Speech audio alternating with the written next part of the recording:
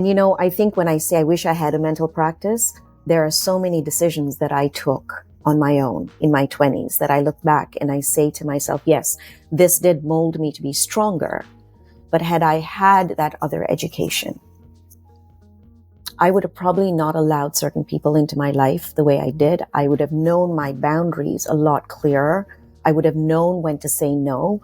I was very fuzzy about my boundaries.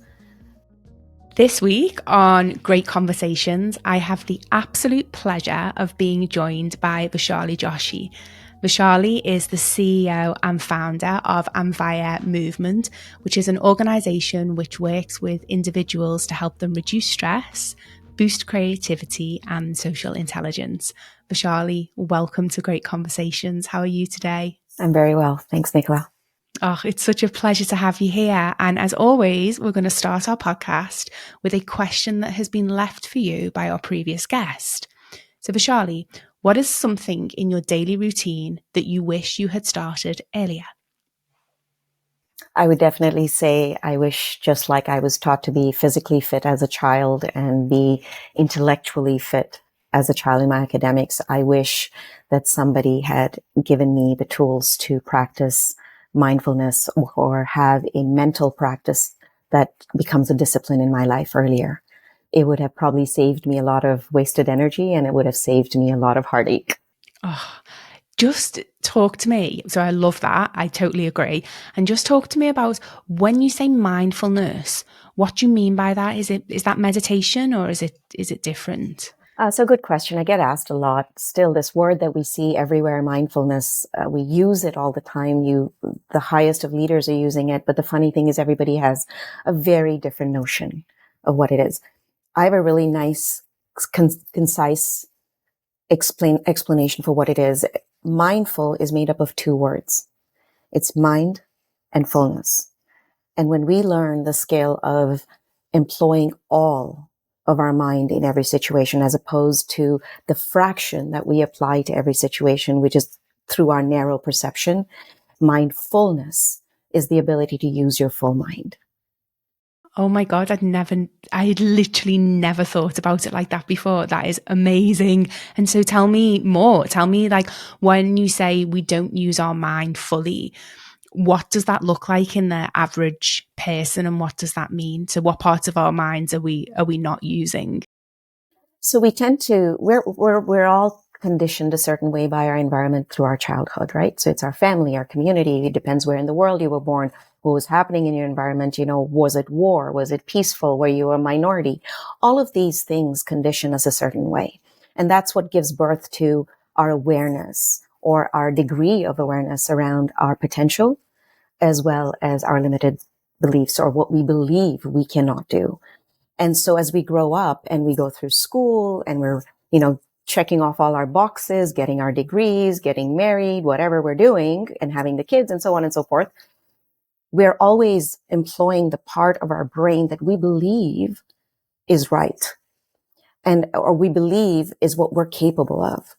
And what we don't understand is that there is a much expanded perception and a much expanded potential within all of us that we aren't employing. Why? Because we haven't been conditioned to think in multiple ways. We are conditioned to think one way based on where we came from. So the idea of having mindfulness or having a mental practice is teaching people that there is a cognitive skill which when employed through many techniques allows you to look at every situation with a much greater perception of what is happening, or the reality that we think is happening is really a very limited view of what is truly happening. When we start to expand our perception through mindfulness, then we become aware of a lot of the things that we thought we couldn't do that we can do. Okay, so I think I'm following this. So is it like when we,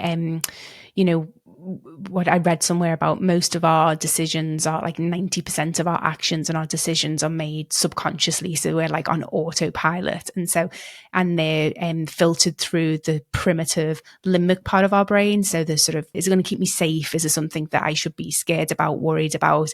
And so we are very emotive in our responses as humans, and we're often very emotive subconsciously.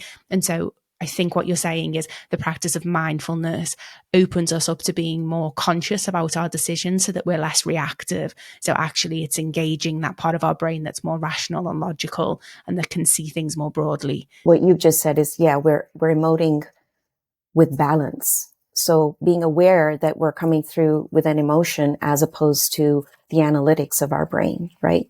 And so we all have an analytic brain and we have an emotional stride to us. So the ability to self-observe constantly, and for me, it's like a habitual thing because I have this practice that, I never get pulled too quickly into one way or the other, right? And so that's when we can actually look at things for what they truly are, as opposed to all our emotions that tend to flood us. But when you have a mental practice, you can actually choose, you can observe and you can choose which brain wave you're going to operate with. Is it going to be the brain wave that tends to react, like you said, on autopilot? Or will it be the brain wave that comes from our creative space in the forebrain? The ability to watch and choose is what a mental practice does. Wow. And so obviously you need to tell me, what is the secret? How do you develop a practice like this? What does it look like? Is it sitting on a pillow and meditating and clearing your mind for hours? Or is there a sort of more easier introduction and way to start building a mindfulness practice? Yeah, that's a really good question. I think mindfulness is perceived as something so daunting, boring, religious, all kinds of things that we want to kind of run away from. Right. And that's why I use the word cognitive skill. This is a cognitive skill development path, right? It is understanding how to read yourself. We're so busy reading everybody else around us. We actually haven't learned how to read ourselves first. And what is that energy we put out there that's attracting the reactions and the incidents and the situations that are coming our way? For me, this journey has been 20 years long. But that's because somebody didn't say, here's a course, right? We're going to do this and we're going to do this. And I was in dire straits at the age of 30 in my life. I was going through my first divorce. I say first. So I thought I checked off all these great boxes. I was up to then. Life was going as it was supposed to go. It's when we have adversity that runs so deep and breaks us that some of us will wake up and from there and say, I need to emerge. How do I do this? I have explored many different ways to unlock my own understanding of myself. But what I say to people now is that there's so much availability of resources, teachers, mentors. Anvaya came to me because of that, is I wanted more people to learn how to do this and integrate it into their life faster. It comprises of many different techniques. Everybody responds to different things.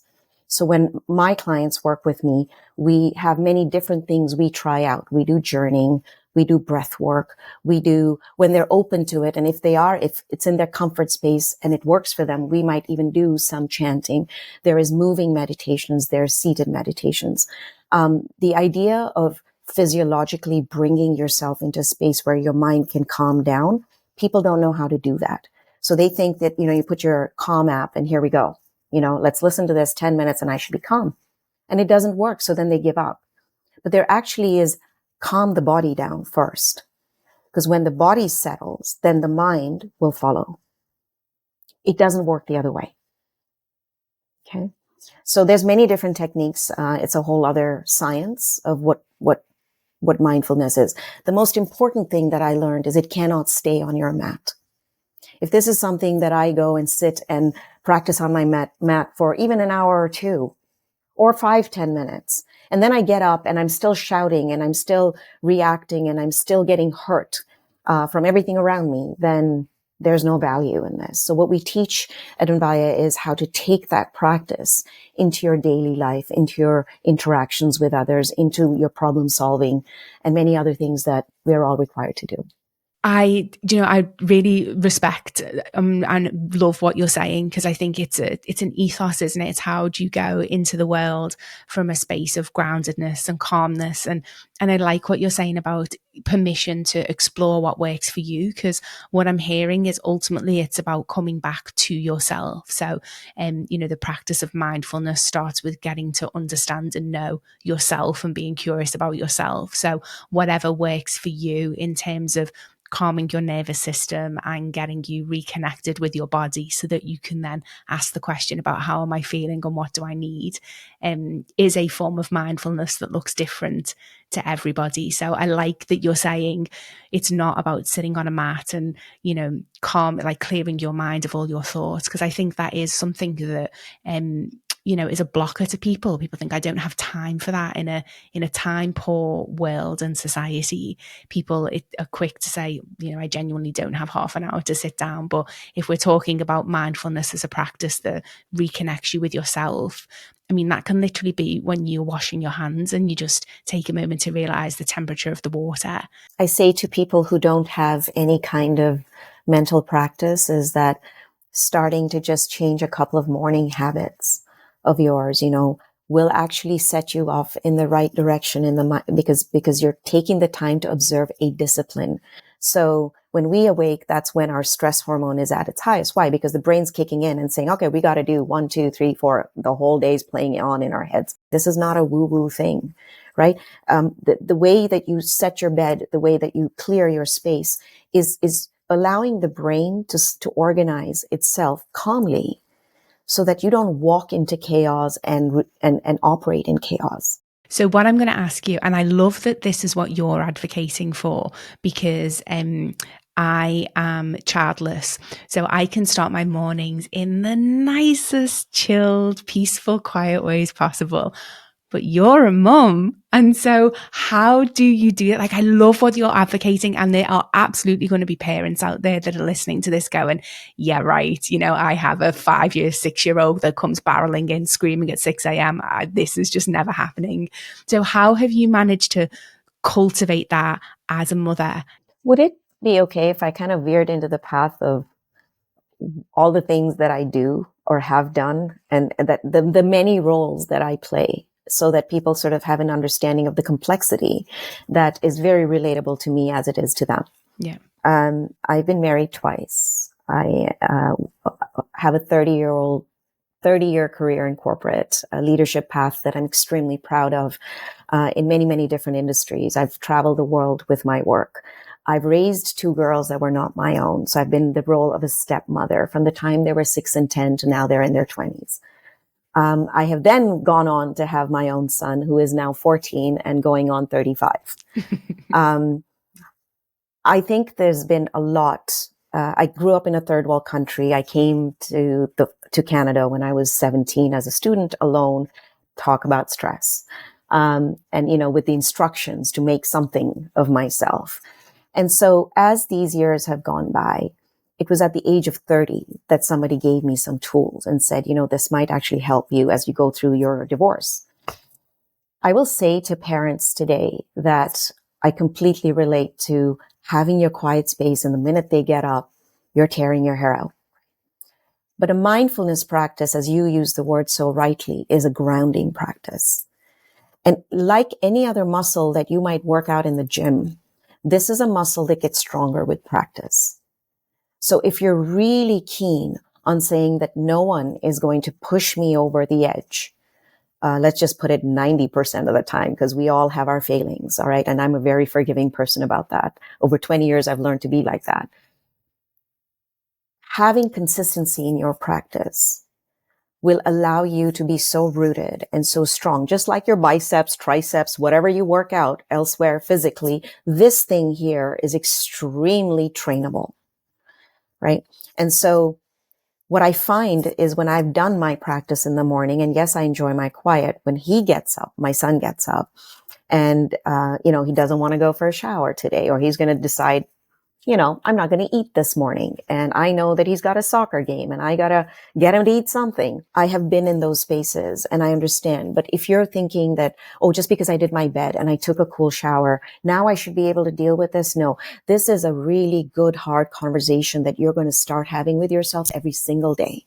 And the more you get into that dialogue with yourself, the more you will hold yourself back in that conversation when others are reacting. It's the power of, it's the power of self-awareness, isn't it? It's the power, like, I like to call it leadership, because for me, like, how I define leadership is taking personal responsibility for how you show up in every situation, and, personal and professional. And so I feel like that's what you're talking to, whether it's mindfulness, self-awareness, it's the root into that emotional regulation and then that personal responsibility for your life and how you're showing up in the world and how you're responding to people and situations. And it's the most empowering space to be in. And so if you wouldn't mind, like, can you take me back? So you've referenced so much in terms of your story. And I think I would love to start with understanding, like, where did you grow up? And then just talk me through the evolution to how you've got to where you are today. I grew up in East Africa, in Kenya. I was born and raised there. So I have always been a minority, no matter where there, coming to Canada, I'm a minority. I've actually never lived in my native country of India. I have visited. I have loved it. I love it. I feel very much at home. But what I've found is that I had two very wonderful parents, but they were extremely hardworking and they had a lot of weight on their shoulders. And so there was very little time and very little energy left to make sure that I was all right. As long as I was eating and performing in school and going to all my extracurricular activities, all was good. Right. And so, highly disciplined environment.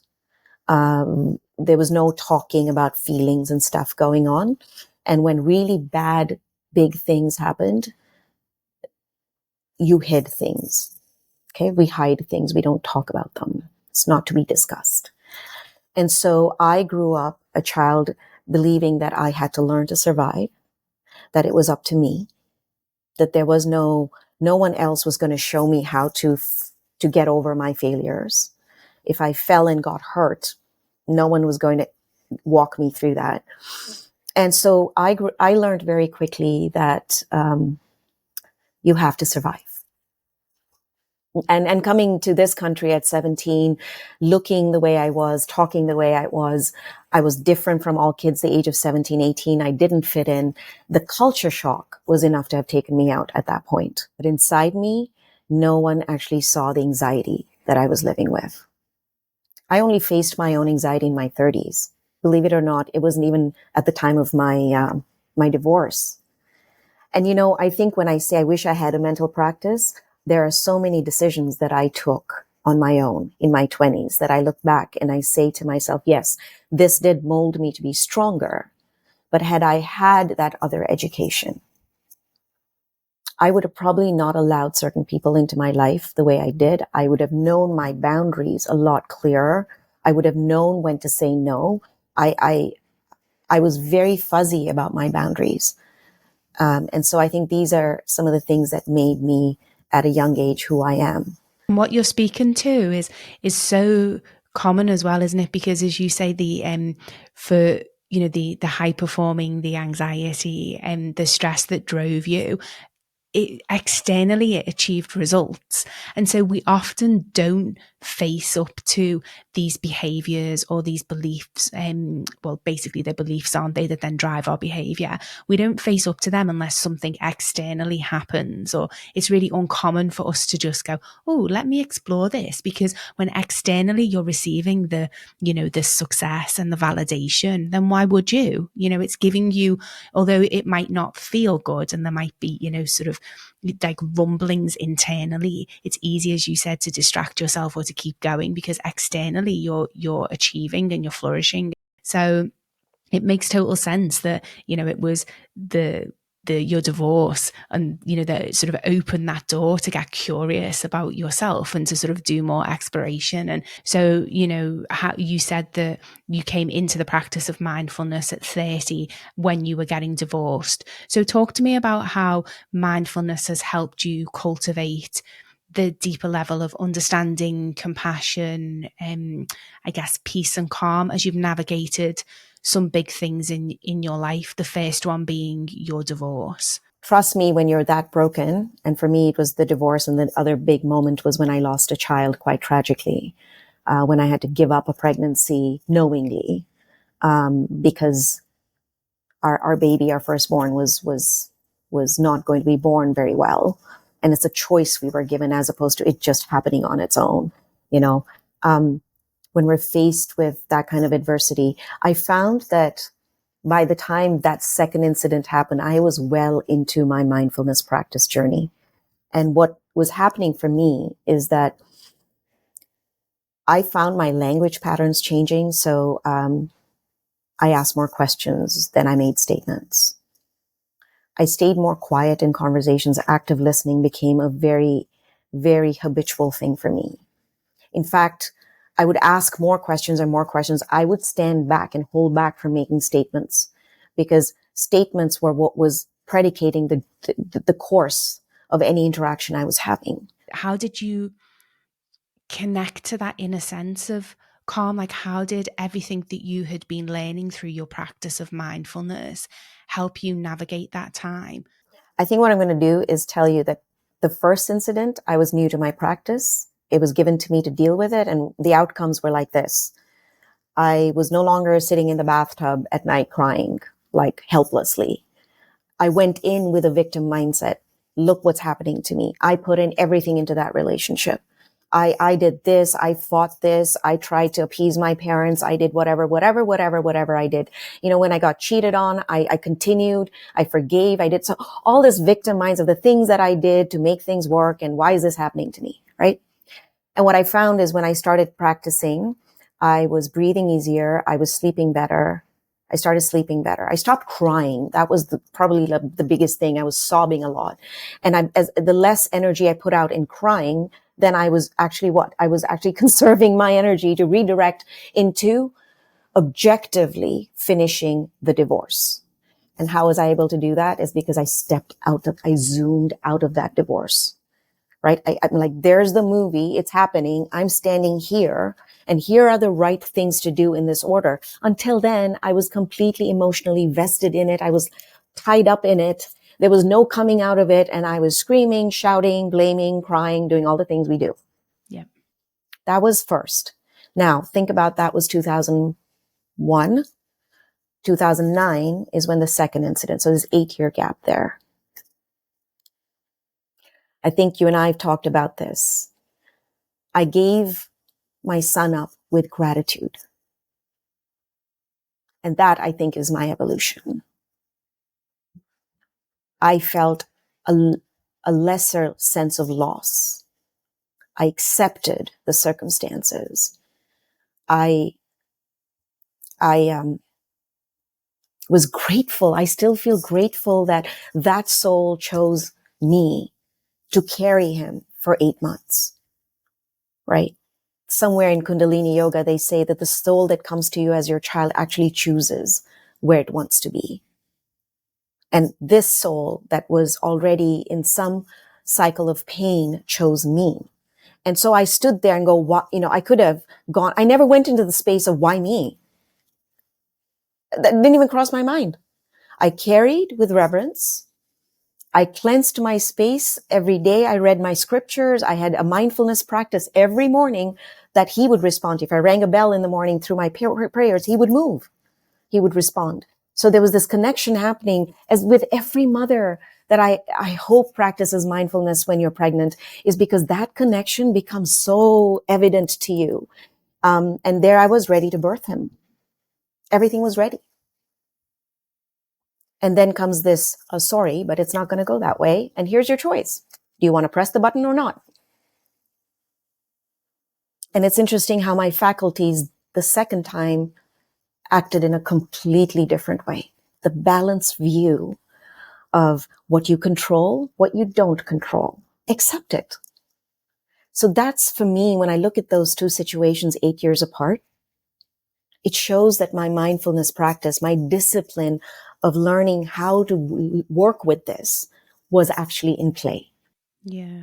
And I'm assuming that, I mean, first of all, thank you. Thank you so much for sharing, and what an unbelievably traumatic and difficult, decision for you and your husband to have had to make at that point in your life. And I'm assuming that, or what I'm hearing is that it expanded your capacity to handle and to deal with all emotions, because in the midst of the gratitude, I'm sure there was anger and pain, and there was the resentment, and I'm sure there was just the sort of mix of everything. But what I'm hearing is that you were better able to face that, and that it didn't pull you under like it did when you went through your divorce. I'll step back and say, you're absolutely right. Please don't. It's a good thing you pointed out the anger. What's interesting is that as it was happening, because it transpired from the time we got the news to the time we had to act on it, about 3 weeks elapsed. Okay. 3 weeks, they kept me in a hospital with all kinds of specialists trying to guess, should she give it up or should she not? Can we handle it or can't we? What's interesting to me is every day leading up to that decision and executing on it, I was completely present. There was no anger.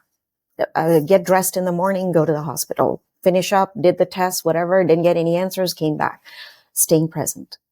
There was no crying, screaming, whatever. But the crying, screaming, anger came after the deed was done. Did I expect it? No. But somewhere where we had to act, the mind was able to say, you have a really important thing to do right now. Focus on that. And so I was able to ward off the other things that create noise at a time like this. And then did the noise take me over afterwards? Absolutely. You know why? Because even though I ended the pregnancy, I had to have a natural birth.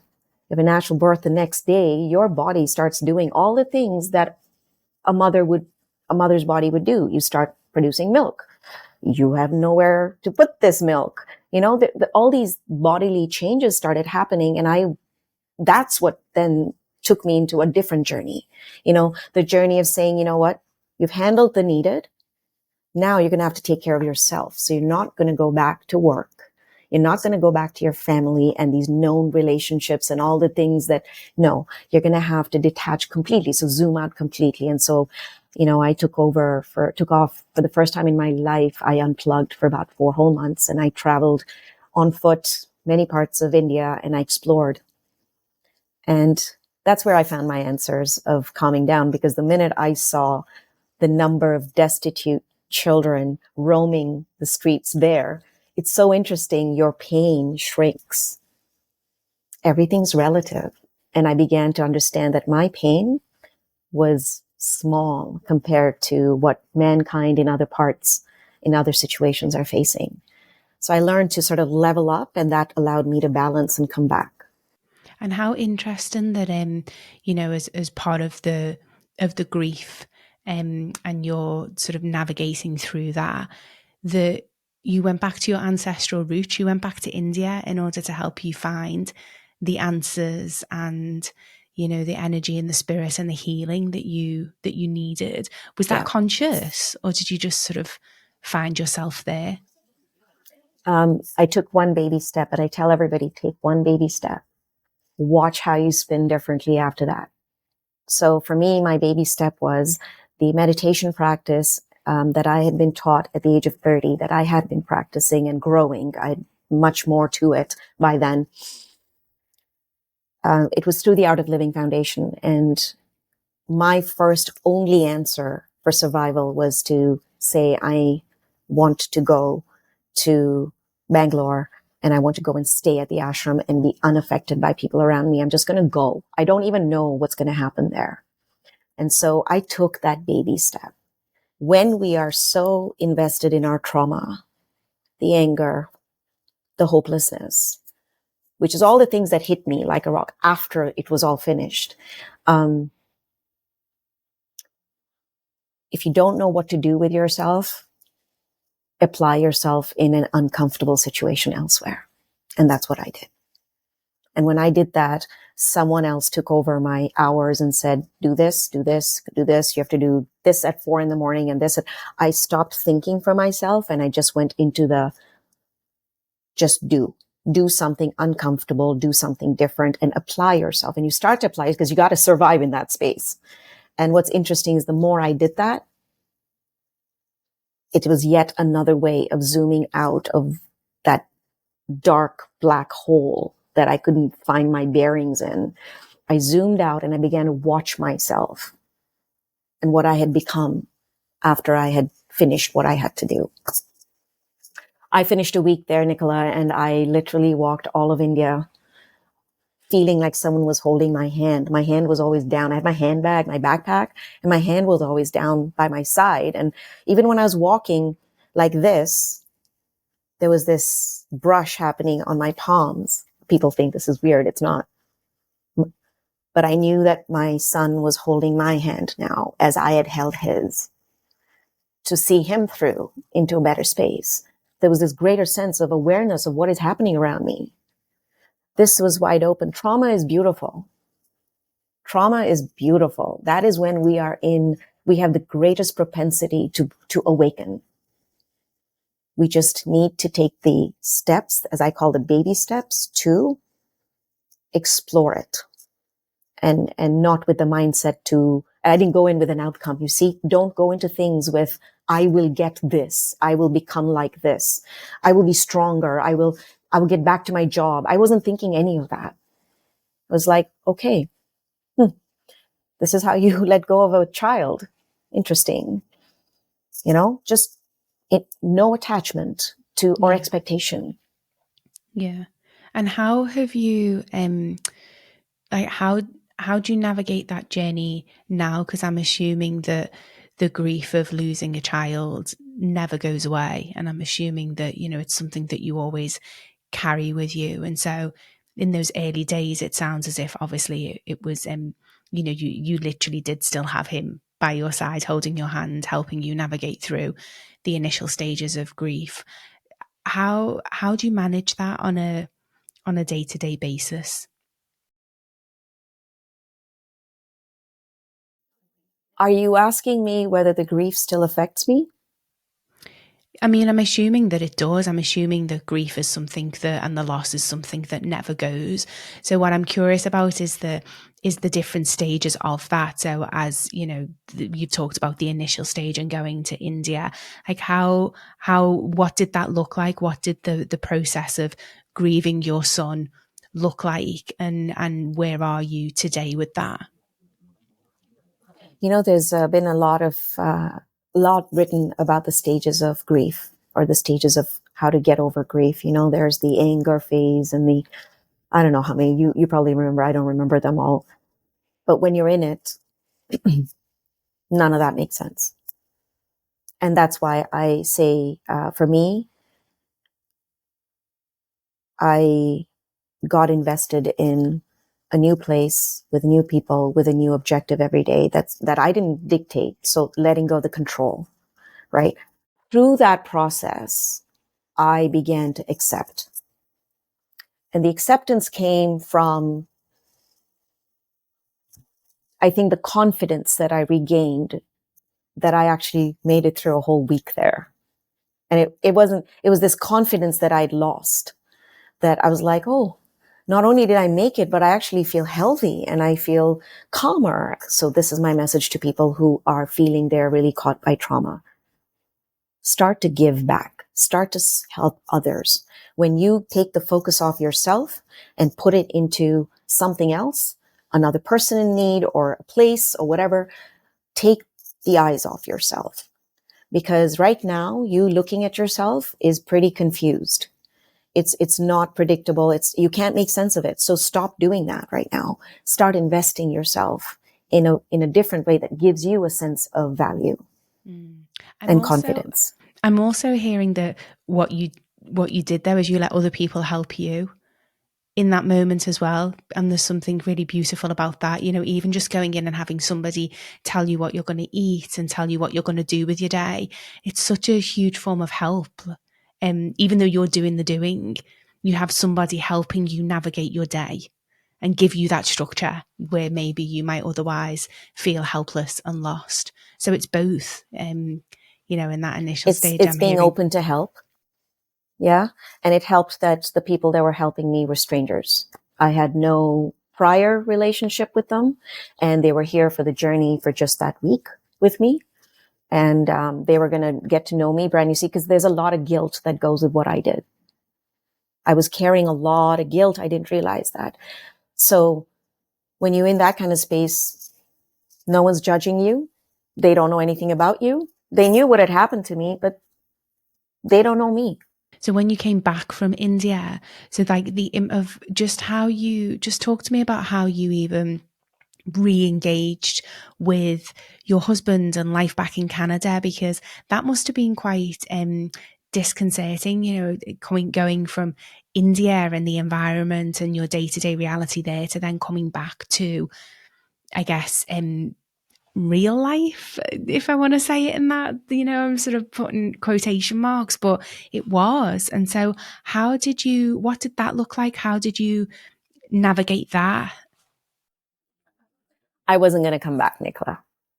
I spent 4 months, and the kind of intrinsic value I was seeing from staying there and doing service. I know it's not practical. We all need to earn a living and whatever. I began to actually spin in this direction that I'd never spun in before, in bigger ways, where I thought, you know, I'm going to live here and I'm going to find a job or some way of earning money that is going to lend help to others, because that's all I did for 4 months.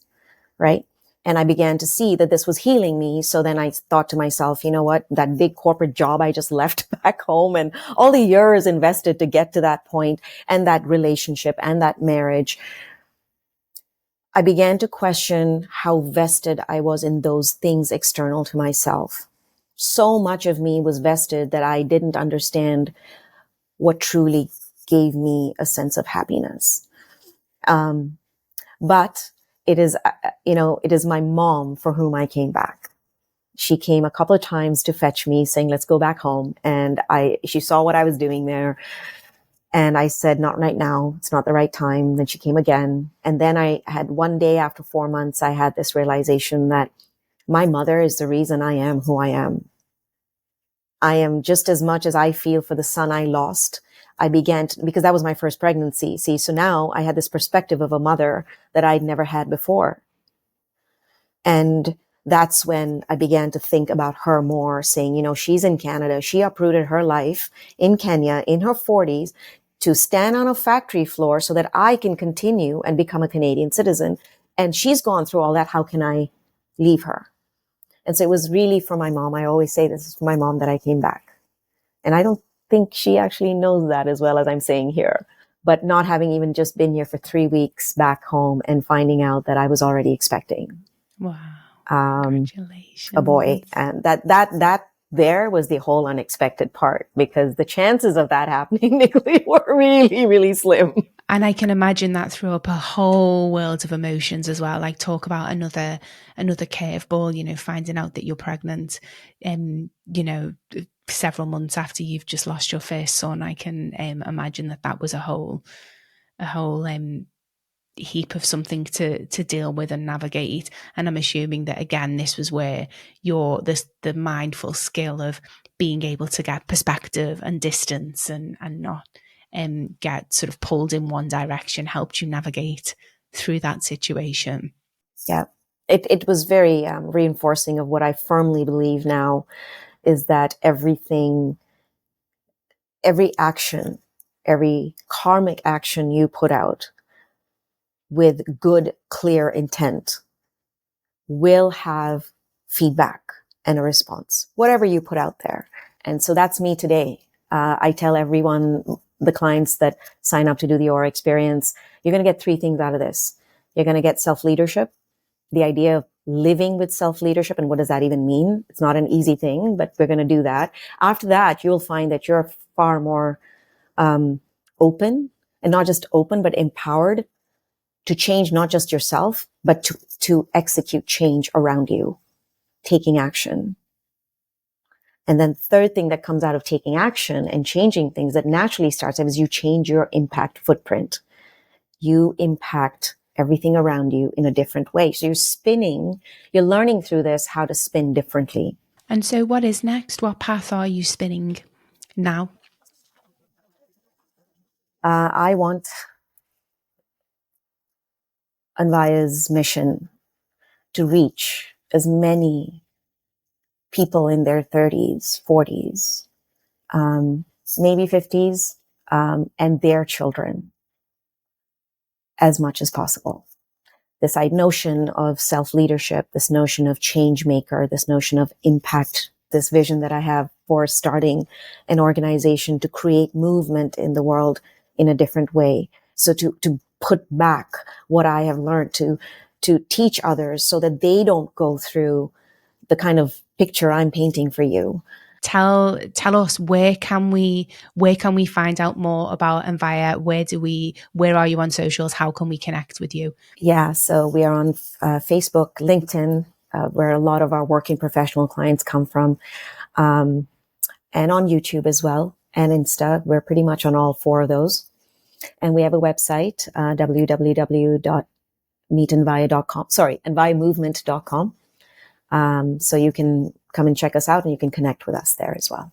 Amazing. We'll put all your social links in the show notes as well. So Vaishali, I ask all of my guests, what is something that other people value that you don't? I don't value my past as much as so many people do. That's really surprising to me, given that you've spoken so beautifully about how grateful you are. So tell me more.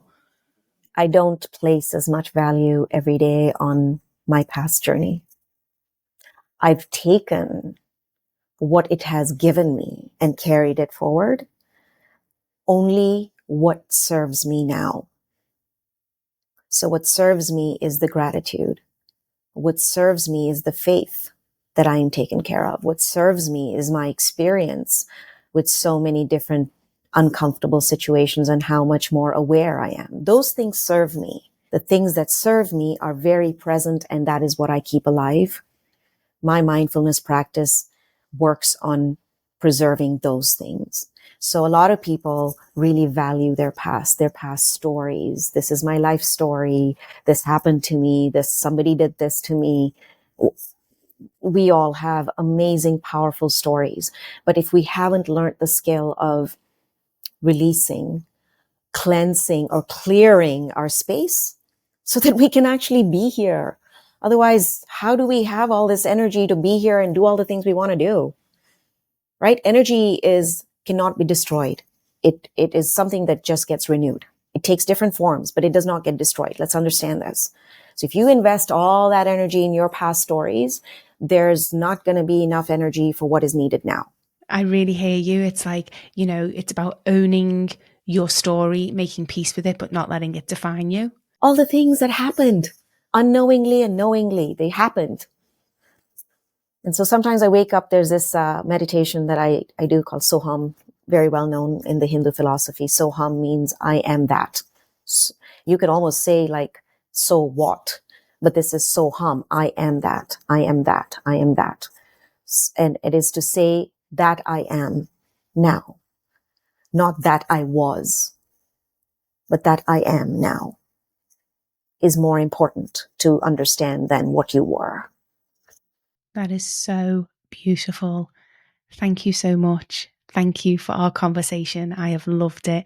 And thank you for sharing so vulnerably and beautifully. I've really, really, really enjoyed this. Thank you. Me too. Thank you, Nicola, for the opportunity. What a deeply moving episode. And I'm so grateful to Vaishali for opening up about her journey with grief. Mindfulness is such a powerful concept, and it truly does have the ability to transform your life. And so if you're curious about learning more or want to get started with a mindfulness practice, head over to www.integrate.net. We've got all the resources you need to get started. As always, I'd like to thank my editor, Stian Moritz, and musician, Jamie Jenkin. I'm sending you all so much love. Bye for now.